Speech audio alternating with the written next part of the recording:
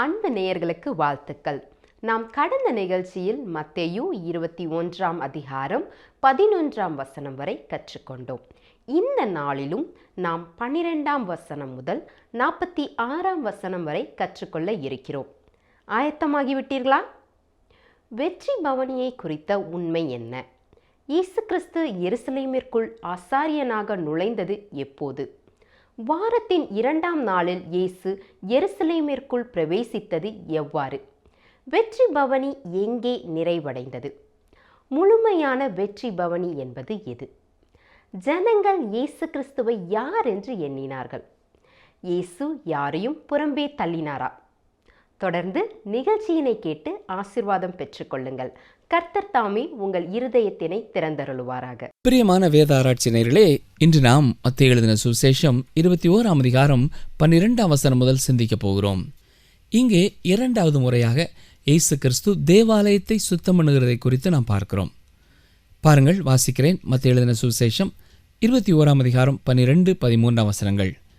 இயேசு தேவாலயத்தில் பிரவேசித்து ஆலயத்திலே விற்கிறவர்களும் கொள்ளுகிறவர்களுமாகிய யாவரையும் வெளியே துரத்தி காசுக்காரருடைய பலகைகளையும் புறா விற்கிறவர்களின் ஆசனங்களையும் கவிழ்த்து, என்னுடைய வீடு ஜெப வீடு எனப்படும் என்று எழுதியிருக்கிறது, நீங்களோ அதை கள்ளர் குகையாக்கினீர்கள் என்றார்.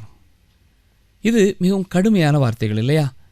இப்பொழுது இந்த வெற்றி பவனியை குறித்த சில உண்மைகளை உங்களுக்கு காண்பிக்க விரும்புகிறேன். முதலாவதாக, இதை வெற்றி பவனி என்று சொல்வது சரியானதாக இருக்குமா? சகரியாவின் தீர்க்க தரிசனத்தை நாம் வாசித்து பார்த்தோம். அதில் சில பகுதிகள் தான் நிறைவேறி இருக்கிறது. அவர் இரட்சகராகும்படியாக எருசலேம் பட்டணத்திற்குள்ளே இப்பொழுது வருகிறார். இறுதியாக தன்னை மக்களுக்கு முன்பாக அவர் காண்பிக்கிறார். 4 சுவிசேஷ பகுதிகளையும் நீங்கள் பார்ப்பீர்கள் என்றால் ஒரு கோர்வையாக நிகழ்ச்சிகளை நாம் வகுக்க முடியும். அவர் ஒரு நாள் அல்ல, 3 நாட்கள் இவ்விதமாக எருசலேமிற்குள்ளே கடந்து வந்திருக்கிறார். முதலாவது நாள் சனிக்கிழமையிலே வந்திருக்கிறார். அதுதான் ஓய்வு நாள். அன்றைக்கு காசுக்காரர்கள் அங்கே இல்லை. அவர் சுற்றி பார்த்துவிட்டு கடந்து சென்று விட்டார். மார்க் 11 அதிகாரம் 11 வசனத்தை பாருங்கள்.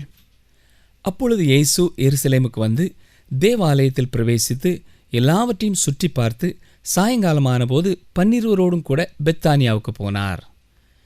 இந்த முறை அவர் எருசலேமிற்குள்ளே வரும்பொழுது ஆசாரியனாக அவர் நுழைந்தார். 2வது நாள் ஓய்வு நாள். அன்று எருசலேமிற்குள்ளே அவர் கடந்து வந்தார். அதுதான் வாரத்தின் முதல் நாள். இப்பொழுது தேவாலயத்திலே காசுக்காரர்கள் இருக்கிறார்கள். 12, 13 வசனங்களிலே நாம் பார்ப்பது போல இயேசு தேவாலயத்தை சுத்திகரித்தார். இந்த நாளிலே அவர் ஒரு ராஜாவாக எருசலேமிற்குள்ளே பிரவேசித்திருக்கிறார். 3ஆம் நாள் மீண்டுமாக அவர் எருசலேமிற்குள்ளே வருகிறார். அதுதான் திங்கட்கிழமை, வாரத்தின் 2வது நாள். இந்த முறை அவர் எருசலேமிற்காக கண்ணீர் வடித்தார். பின்னர் தேவாலயத்திற்குள்ளே சென்று போதித்தார், குணமாக்கினார். இதை லூக்கா எழுதின சுவிசேஷம் 19 அதிகாரம் 41 முதல் 44 வரையிலேயும் பின்னர் 47 முதல் 48 வசனங்களிலேயும் பார்க்கிறோம். இப்பொழுது இந்த நாளிலே அவர் எருசலேமிற்குள்ளே பிரவேசித்தது ஒரு தீர்க்கதரிசியாக பிரவேசித்தார். மத்தேயு, மார்க்கு, லூக்கா இந்த 3 சுவிசேஷங்களின் குறிப்புகளையும் நாம் ஒன்றோடு ஒன்று ஒப்பிட்டு பார்க்கும் பொழுது இந்த 3மே 3 வித்தியாசமான நாட்களிலே அவர் செய்தது என்பது நமக்கு தெரிய வருகிறது. எனவே ஆண்டவராய் இயேசு கிறிஸ்து 3 நாள் எருசலேமிற்குள்ளே வெவ்வேறு பொறுப்புகளுடன் நுழைந்திருக்கிறார். முதல் நாள் ஆசாரியனாக, 2வது நாள் ராஜாவாக, 3வது நாள் தீர்க்கதரிசியாக நுழைந்தார். ஒவ்வொரு நாள் மாலையிலேயும் அவர் பெத்தானியாவுக்கு திரும்ப சென்று விட்டார். அவர் கைது செய்யப்படும் வரை இரவிலே அவர் எருசலேமிலே தங்கவில்லை. அருமையானவர்களே, வெற்றி பவனியானது சிலுவையிலே நிறைவடைகிறது. ஆனால் 2வது முறையாக அவர் வெற்றி பவனியிலே வரப்போகிறார். இதை எபிரேயாக்கியோன் மிக அழகாக எழுதியிருக்கிறார். வாசிக்கிறேன். எபிரேயர் 9 அதிகாரம் 28 வசனம். கிறிஸ்துவும் அநேகருடைய பாவங்களை சுமந்து தீர்க்கும்படிக்கு ஒரே தரம் பலியிடப்பட்டு தமக்காக காத்து கொண்டிருக்கிறவர்களுக்கு இரட்சிப்பை அருளும்படி 2ஆம் தரம் பாவமில்லாமல் தரிசனமாவார். சகரியா 14 அதிகாரம் 4 வசனத்திலே அடுத்த முறை வரும்பொழுது அவருடைய கால்கள் ஒலிவ மலையிலே நிற்கும் என்று சொல்லப்பட்டிருக்கிறது. ஆம், அங்கேதான் அவர் இறங்குவார். பின்னர் அவர் எருசலேமிற்குள்ளே பிரவேசிப்பார். அதுதான் முழுமையான ஒரு வெற்றி பவனி. எனவே இயேசு பாடு மரணங்களுக்குள் செல்லும் முன்பதாக 3 நாள் எருசலேமிற்குள்ளே பிரவேசித்தது வெற்றி பவனி என்று சொல்ல முடியாது. ஏனென்றால் இப்பொழுது அவர் என்னுடைய பாவங்களுக்காகவும் உங்களுடைய பாவங்களுக்காகவும் சிலுவையிலே தண்டனையை அனுபவிக்கும்படியாய் போய்க் கொண்டிருக்கிறார். மத்தேயு 21:14 பாருங்கள்.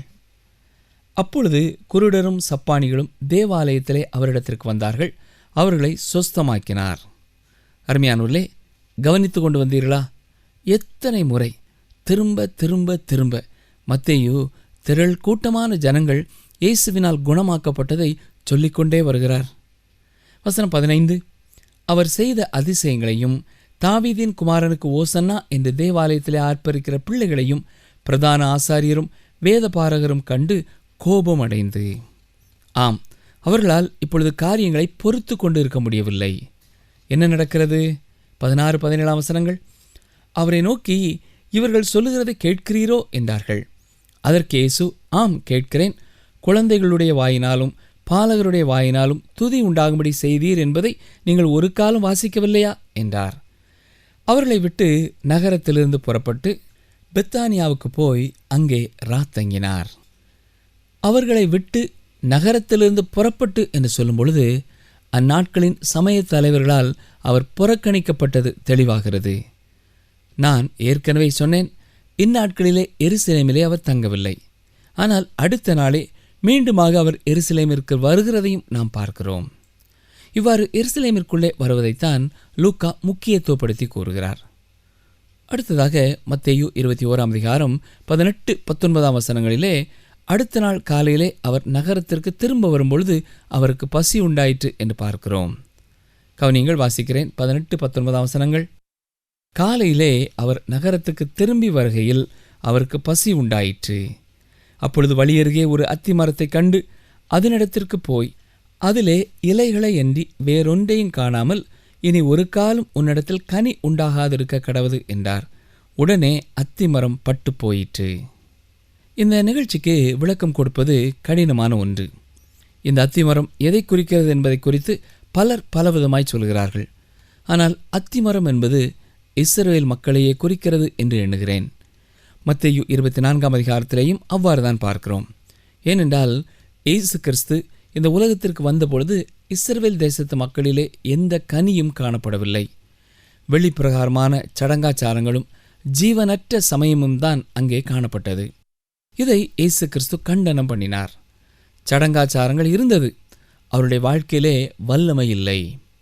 தேவன் அவர்கள் வாழ்க்கையிலே கொடுத்திருந்த காரியங்களை ஜீவனற்ற சடங்காச்சாரங்களாகவும் வல்லமையற்ற வாழ்க்கை முறையாகவும் மாற்றிவிட்டார்கள். இதனால் தேவனுடைய திட்டத்தை அவர்களால் நிறைவேற்ற முடியவில்லை. அருமையானவர்களே, இன்றைக்கும் பெயரளவிற்கு திருச்சபை என்று இருந்து கொண்டு ஜீவனில்லாமல் இருக்கிற கூட்டங்களை குறித்தும் தேவன் இவ்வண்ணமாகவே செயல்படுவார். உண்மையாகவே இயேசு இஸ்ரவேல் தேசத்தை கடிந்து கொண்டார். இதன் விளைவாக கிறிஸ்துவுக்கு பின் 70வது ஆண்டிலே அந்த நியாய தீர்ப்பு அவர்கள் மேல் வந்தது. 20ஆம் வசனத்திலே பார்க்கும் பொழுது சீஷர்கள் அந்த அத்திமரம் பட்டுப்போனதை பார்த்து ஆச்சரியப்பட்டார்கள். கவனியங்கள், வாசிக்கிறேன். மத்தேயு 21:21-22 வசனங்கள். இயேசு அவர்களை நோக்கி, நீங்கள் சந்தேகப்படாமல் விசுவாசம் உள்ளவர்களாயிருந்தால் இந்த அத்திமரத்திற்கு செய்ததை நீங்கள் செய்வதுமல்லாமல் இந்த மலையை பார்த்து நீ பெயர்ந்து சமுத்திரத்திலே தள்ளுண்டு போ என்று சொன்னாலும் அப்படியாகும் என்று மெய்யாகவே உங்களுக்கு சொல்கிறேன். மேலும் நீங்கள் விசுவாசம் உள்ளவர்களாய் ஜெபத்திலே எவைகளை கேட்பீர்களோ அவைகளை எல்லாம் பெறுவீர்கள் என்றார். இப்பொழுது இயேசு கிறிஸ்து ஜெபத்தை குறித்த ஒரு பாடத்தை அவர்களுக்கு சொல்லிக் கொடுக்கிறார். எப்பொழுது ஜெபித்தாலும் விசுவாசம் தேவை என்பதை உணர்த்துகிறார். அத்திமரம் பட்டு போனதை குறித்து ஆச்சரியப்பட்டார்கள். தேவன் இவ்வளவு வல்லமையாக செயல்பட முடியும் என்பதை அவர்கள் விசுவாசிக்க வேண்டும் என்று அவர்களுக்கு தெளிவுபடுத்துகிறார். அருமையான சகோதரனே, சகோதரியே, இன்று நாம் அத்திமரங்களை சபிக்கவும் மலைகளை பெயர்க்கவும் வேண்டியதில்லை. இன்றைக்கு எந்த மலைகளுமே பார்ப்பதற்கு அழகானதாய் இருக்கிறது. அதை குறித்து யாரும் சோர்வடைகிறதில்லை. அதை பார்க்கும் பொழுது அது தேவனுடைய மகிமையைத்தான் நமக்கு காட்டுகிறது. சங்கீதக்காரன் 121ஆம் சங்கீதம் 1-2 வசனங்களிலே என்ன சொல்கிறார்? எனக்கு ஒத்தாசை வரும் பர்வதங்களுக்கு நேராக என் கண்களை ஏறெடுக்கிறேன், வானத்தையும் பூமியையும் உண்டாக்கின கர்த்தரிடத்திலிருந்து எனக்கு ஒத்தாசை வரும் என்கிறார். எனவே பர்வதங்களை பார்க்கும் பொழுது அதன் அழகை ரசித்து பார்க்கிறோம். அது நமக்கு உதவி செய்யும் என்று நாம் பார்க்கிறதில்லை. மலைகளை பெயர்ப்பதையும் அத்திமரங்களை சபிப்பதையும் விட பெரிய காரியங்கள் உண்டு பிரியமானோர்களே. அதுதான் நற்செய்தியை மற்றவர்களுக்கு நாம் கொடுக்க வேண்டியது. வேத வசனங்களை நாம் மற்றவர்களுக்கு கொடுக்கும் பொழுது பரிசுத்த ஆவியானவர் அதை எடுத்து பயன்படுத்த முடியும். அது உண்மையாகவே அற்புத விளைவுகளை உண்டு பண்ணும். குறைவுள்ள மனிதர்களாகிய நம்முடைய உதடுகளின் மூலமாய் போகிற கர்த்தருடைய வார்த்தையையும் பரிசுத்த ஆவியானவர் எடுத்து பயன்படுத்துகிறார் என்ற விசுவாசம் நமக்கு அதிகமாய் தேவை. கர்த்தருடைய வார்த்தையை இன்றைக்கும் அவர் வல்லமையாய் பயன்படுத்துகிறார் என்பதை விசுவாசிக்கத்தக்கதான விசுவாசம்தான் எனக்கும் உங்களுக்கும் தேவை. மத்தேயு 21:23 முதல் மீண்டும் சமய தலைவர்கள் வந்து இயேசுவுக்கு சவால் விடுகிறார்கள். அவர்கள் என்ன சொல்கிறார்கள்? நீர் எந்த அதிகாரத்தினால் இவைகளை செய்கிறீர்? இந்த அதிகாரத்தை உமக்கு கொடுத்தவர் யார் என்று கேட்கிறார்கள். இப்பொழுது இயேசு கிறிஸ்துவனிடத்தில் வந்து மிக அசுத்தமாக அவர்கள் பேச ஆரம்பிக்கிறார்கள். இயேசு கிறிஸ்து செய்த காரியத்தை குறித்து கேட்கவில்லை. அவர் அற்புதம் செய்கிறதை அவர்களால் புறக்கணிக்க முடியவில்லை. ஏனென்றால் அவர் உண்மையாகவே அதை செய்தார். ஆனால் எந்த அதிகாரத்தினாலே அவர் செய்கிறார் என்பதுதான் அவர்களுக்கு ஒரு கேள்வியாயிற்று. வசனம் 24 பார்க்கும் பொழுது இயேசு அவர்களை பார்த்து கேட்கிறார். நான் கேட்பதற்கு நீங்கள் பதில் சொன்னால் நானும் சொல்லுவேன் என்கிறார். அவர் கேட்பது என்ன? வசனம் 25-26 பாருங்கள். யோவான் கொடுத்த ஸ்நானம் தேவனால் உண்டாயிற்றோ மனுஷரால் உண்டாயிற்றோ? யாரால் உண்டாயிற்று என்று கேட்டார். அதற்கு அவர்கள், தேவனால் உண்டாயிற்று என்று சொல்லுவோமானால் பின்ன ஏன் அவனை விசுவாசிக்கவில்லை என்று நம்மை கேட்பார். மனுஷரால் உண்டாயிற்று என்று சொல்லுவோமானால் ஜனங்களுக்கு பயப்படுகிறோம், எல்லாரும் யோவானை தீர்க்கதரிசி என்று எண்ணுகிறார்களே என்று தங்களுக்குள்ளே ஆலோசனை பண்ணி இயேசு கிறிஸ்துவை கேள்விகள் கேட்டு குழப்ப வேண்டும் என்று நினைத்தார்கள். ஆனால் இயேசு கேட்ட கேள்வியிலே அவர்கள் குழம்பி போய் பதில் சொல்ல முடியாமல் போய்விட்டார்கள். யோவான் ஸ்நானனுடைய ஸ்நானம் தேவனால் உண்டாயிற்று என்று சொன்னால் நானும் அதே அதிகாரத்தினாலே தான் இவைகளை செய்கிறேன் என்று இயேசு கூறுவார் இல்லையா? அப்பொழுது மேலும் அவர்கள் பதில் சொல்ல முடியாது. எனவே என்ன சொல்கிறார்கள்? வசனம் 27, இயேசுவுக்கு பிரதியுத்தரமாக, எங்களுக்கு தெரியாது என்றார்கள். அப்பொழுது அவர், நானும் இன்ன அதிகாரத்தினால் இவைகளை செய்கிறேன் என்று உங்களுக்கு சொல்லேன் என்றார். அருமையானவர்களே, இங்கே இவர்களுடைய பேச்சுவார்த்தைகளினாலே சூழ்நிலைகள் கடினமானதாக மாறிக்கொண்டே போகிறது என்பதை நாம் காணக்கூடியதாக இருக்கிறது. இந்த சமய தலைவர்களுக்கு இயேசு ஒரு சூடு கொடுக்க விரும்புகிறார். அவர் சொல்ல போகிற ஊமையிலிருந்து ஆயக்காரர்களும் விபசாரர்களும் அவர்களை விட மேலானவர்கள் என்று கூறப்போகிறார். இதை அவர்களால் புறக்கணிக்கவே முடியாது. மத்தேயு 21:28 முதல் 31 வசனங்களை பாருங்கள். ஆயினும் உங்களுக்கு எப்படி தோன்றுகிறது? ஒரு மனுஷனுக்கு 2 குமாரர் இருந்தார்கள். மூத்தவனிடத்தில் அவன் வந்து, மகனே, நீ போய் இன்றைக்கு என் திராட்சை தோட்டத்தில் வேலை செய் என்றான். அதற்கு அவன் மாட்டேன் என்றான். ஆகிலும் பின்பு அவன் மனஸ்தாபப்பட்டு போனான். இளையவனிடத்திலும் அவன் வந்து அப்படியே சொன்னான். அதற்கு அவன், போகிறேன் ஐயா என்று சொல்லியும் போகவில்லை. இவ்விருவரில் எவன் தகப்பனுடைய சித்தத்தின்படி செய்தவன் என்று கேட்டார். அதற்கு அவர்கள், மூத்தவன்தான் என்றார்கள். அப்பொழுது இயேசு அவர்களை நோக்கி, ஆயக்காரரும் வேசிகளும் உங்களுக்கு முன்னே தேவனுடைய ராஜ்யத்தில் பிரவேசிக்கிறார்கள் என்று மெய்யாகவே உங்களுக்கு சொல்லுகிறேன். அவர் சொன்ன இந்த ஓமை அவர்களை குத்தி காட்டுகிறது. அவர் சொன்ன ஓமையிலே 2வது மகனுக்கு ஒப்பாக அவர்களை அவர் ஒப்பிடுகிறார். வேலை செய்வேன் என்று சொல்லியும் அவன் செய்யவில்லை. அது மட்டுமல்ல, ஆயக்காரரையும் வேசிகளையும் இவர்களுக்கு மேலாக அவர் வைக்கிறார். அருமையானவர்களே, இந்த ஓமை இந்த நாட்களுக்கும் பொருத்தமானதாக இருக்கிறது. இன்றைக்கும் அநேகர் திருச்சபைகளிலே சேருகிறார்கள், சமயத்தை பின்பற்றுகிறார்கள், தாங்கள் கிறிஸ்தவர்கள் என்று நினைத்து கொண்டிருக்கிறார்கள். ஆனால் உண்மையிலேயே அவர்கள் அப்படி அல்ல. திருச்சபையின் சடங்காச்சாரங்களை அவர்கள் பின்பற்றலாம், மனதளவிலே கொள்கைகளை சரி என்று சொல்லலாம்.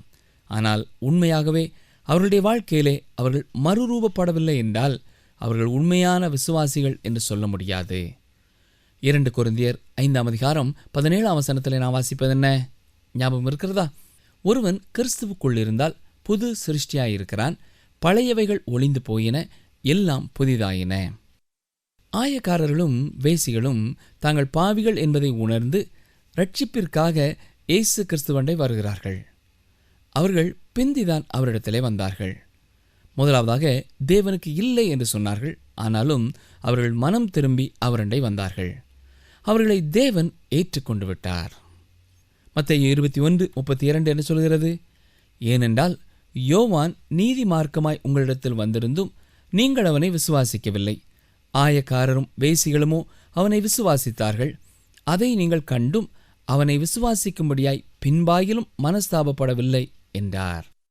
அந்நாட்களின் சமய தலைவர்கள் வெளியிலே அலங்காரமான ஒரு மதத்தை பின்பற்றி வந்தார்கள். ஆனால் உள்ளத்திலே ஆழத்திலே ஒன்றுமில்லை. ஒரு தனி மனிதன் இயேசு கிறிஸ்துவண்டை வரும்பொழுது அவனுடைய உள்ளான வாழ்க்கை மாற்றம் பெறுகிறது மட்டுமல்ல, அது புதுப்பிக்கப்படுகிறது. இப்பொழுது இயேசு கிறிஸ்து அவர்களுக்கு மற்றும் ஒரு உவமையை சொல்கிறார். மத்தேயு 21:33 முதல் 39 வரை வாசிக்கிறேன். வேறொரு உவமையை கேளுங்கள்.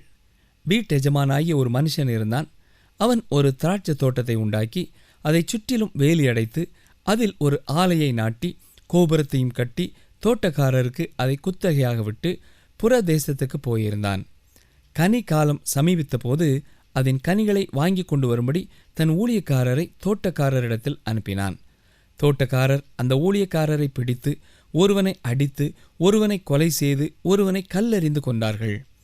பின்னும் அவன் முந்தினவர்களிலும் அதிகமான வேறே ஊழியக்காரரை அனுப்பினான். அவர்களையும் அப்படியே செய்தார்கள். கடைசியிலே அவன் என் குமாரனுக்கு அஞ்சுவார்கள் என்று சொல்லி தன் குமாரனை அவர்களிடத்தில் அனுப்பினான். தோட்டக்காரர் குமாரனை கண்டபோது, இவன் சுதந்திரவாளி, இவனை கொண்டு இவன் சுதந்திரத்தை கட்டிக்கொள்வோம் வாருங்கள் என்று ஒருவரோடு ஒருவர் சொல்லிக்கொண்டு அவனை பிடித்து திராட்சை தோட்டத்திற்கு புறம்பே தள்ளி கொலை செய்தார்கள். இதுவரை அவர் கூறிய உவமைகளிலே இது மிகவும் கூர்மையான ஒன்று. சமய தலைவர்களுக்கு அவர் கொடுக்கும் இறுதி எச்சரிக்கை. சொந்த குமாரனையே அனுப்பினார் என்று சொல்லும் பொழுது அந்த தேவனுடைய குமாரனே அவர்கள் முன்னாலே நிற்கிறார்.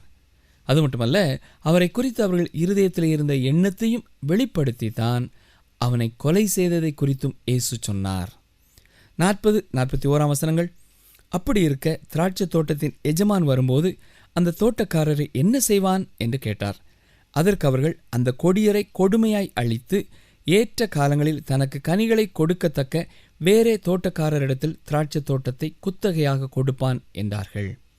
42-43 வசனங்களையும் தொடர்ந்து நாம் பார்க்கும் பொழுது பழைய ஏற்பாட்டிலே தன்னை குறித்து கல் என்று சொல்லப்பட்டிருக்கிற பகுதியை அவர்களுக்கு நினைவுபடுத்துகிறார்.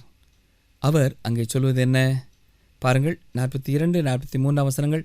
இயேசு அவர்களை நோக்கி, வீடு கட்டுகிறவர்கள் ஆகாதென்று தள்ளின கல்லே மூலைக்கு தலைக்கல்லாயிற்று. அது கர்த்தராலே ஆயிற்று. அது நம்முடைய கண்களுக்கு ஆச்சரியமாயிருக்கிறது என்று நீங்கள் வேதத்தில் ஒரு காலம் வாசிக்கவில்லையா? ஆகையால் தேவனுடைய ராஜ்யம் உங்களிடத்திலிருந்து நீக்கப்பட்டு அதற்கேற்ற கனிகளை தருகிற ஜனங்களுக்கு கொடுக்கப்படும். பரலோக ராஜ்யம் என்று இதுவரை சொல்லிக் கொண்டிருந்தவர் இப்பொழுது தேவனுடைய ராஜ்யம் என்பதை குறிப்பிடுகிறார். கவனித்தீர்களா?